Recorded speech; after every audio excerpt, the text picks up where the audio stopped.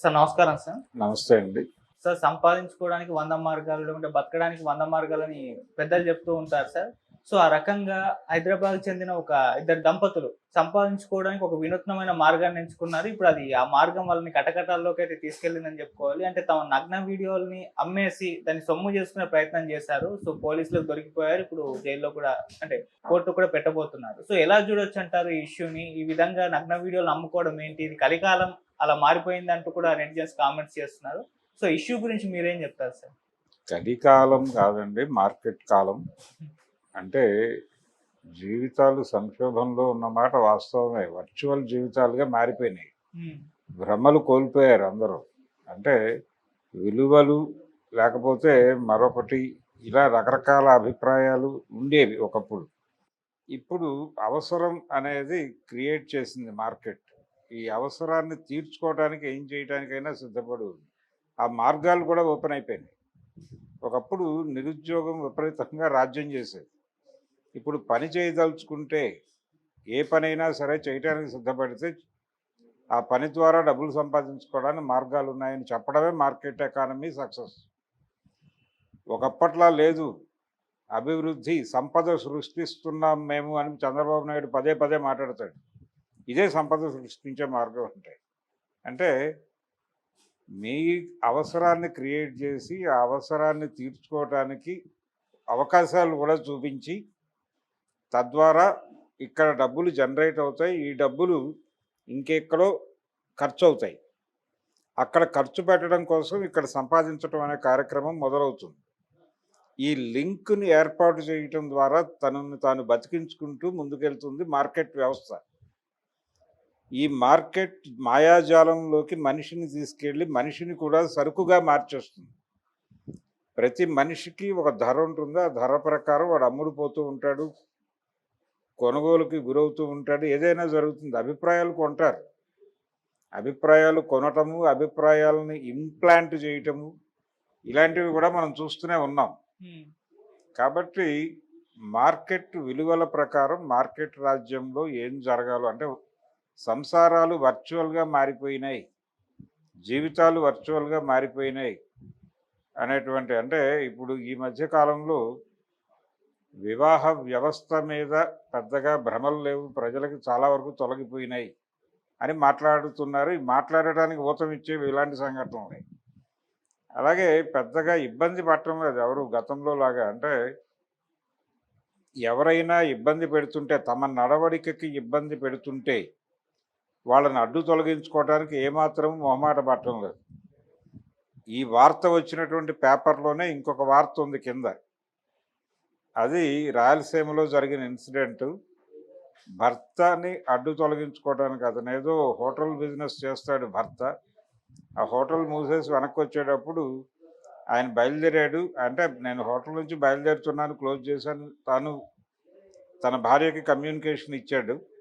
ఆవిడ వేరే అతనికి ఫోన్ చేసి ఆయన బయలుదేరారు, మీరు దారిలోనే ముగించేస్తే మంచిది అని చెప్పారు. అలా ఒక మర్డర్ జరిగిందని ఒక వార్త అదే పేపర్లో అదే వార్త కింద ఉంది.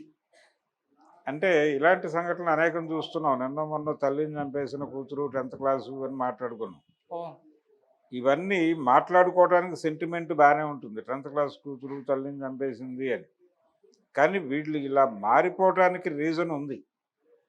ఇది కేవలం వాళ్ళ తప్పులు, వాళ్ళ నేరాలు కాదు.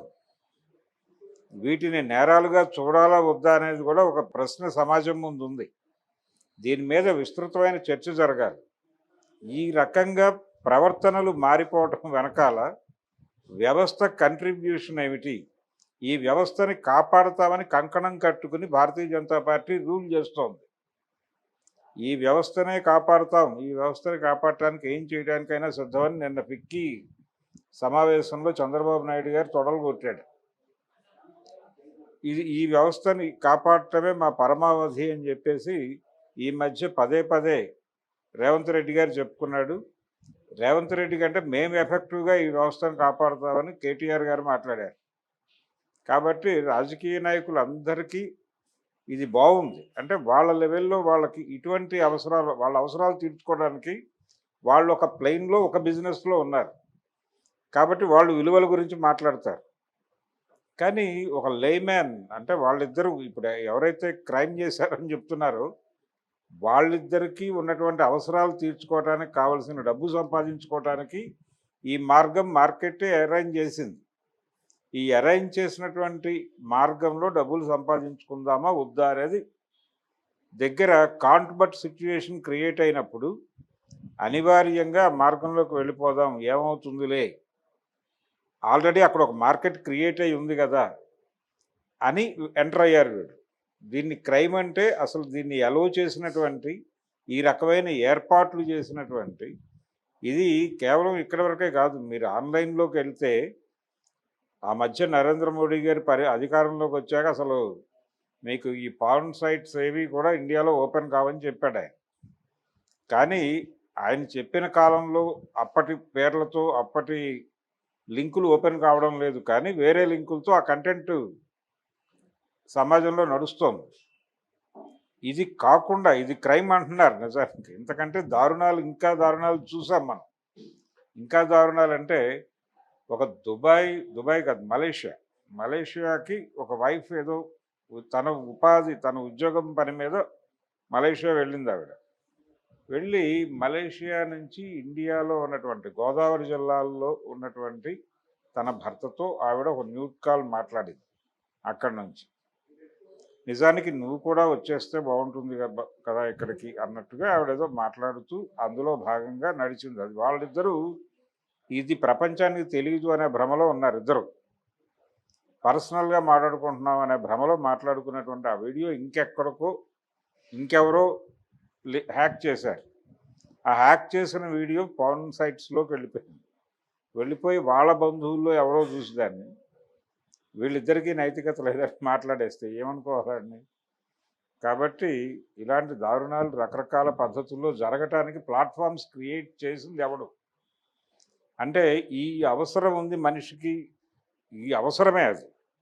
ఈ అవసరాన్ని, ఈ ధోరణిని తీర్చుకోవటానికి ఒక ప్లాట్ఫామ్ క్రియేట్ చేయడం ద్వారా అక్కడ వ్యాపారం జరుగుతుంది. అక్కడ వ్యాపారాన్ని గుర్తించి ఈ విండోస్ ఓపెన్ చేశారు. ఆ ఓపెన్ చేసిన విండోస్ని మూసేసేటువంటి దమ్ము ఎవరికైనా ఉందా? ఆ దమ్ము లేకుండా ఇది తప్పు అని చెప్పడం తప్పు. అందుకని మారుతున్నటువంటి నైతిక విలువలు, మారుతున్నటువంటి ఆలోచన ధోరణులు వాళ్ళిద్దరూ మ్యూచువల్ అండర్స్టాండింగ్తో చేశారు. పైగా అవగాహనతో, అంటే ఇద్దరికి కలిపి ఒక కౌటుంబికమైనటువంటి ఆదాయ మార్గం కోసం వాళ్ళు ఏదో తిప్పలు పడ్డారు. అక్కడ వరకే చూడాలి దాన్ని. అంటే మార్కెట్ కన్జ్యూమరిజం పెట్టినటువంటి ఒత్తిడికి సరెండర్ అయ్యి వాళ్ళు చేసినటువంటిది అది అలా చూసినప్పుడు వ్యవస్థని నడిపిస్తున్నటువంటి శక్తుల్ని, ఈ వ్యవస్థని కాపాడుతామని రోజు మాట్లాడుతున్నటువంటి రాజకీయ నాయకుల్ని కూడా ఈ కేసులో నేరస్తులుగా పెట్టాలి. అప్పుడు మాత్రమే ఆ కేసు గురించి మాట్లాడాలి తప్ప. ఇప్పుడు ఆ రోజుల్లో ఎన్టీ రామారావుతో సినిమా తీశారు ఎస్బి లాల్ గారు, నేరం నాది కాదు ఆకలిది. అది హిందీలో రోటీ అనేటువంటి సినిమాకి రీమేక్.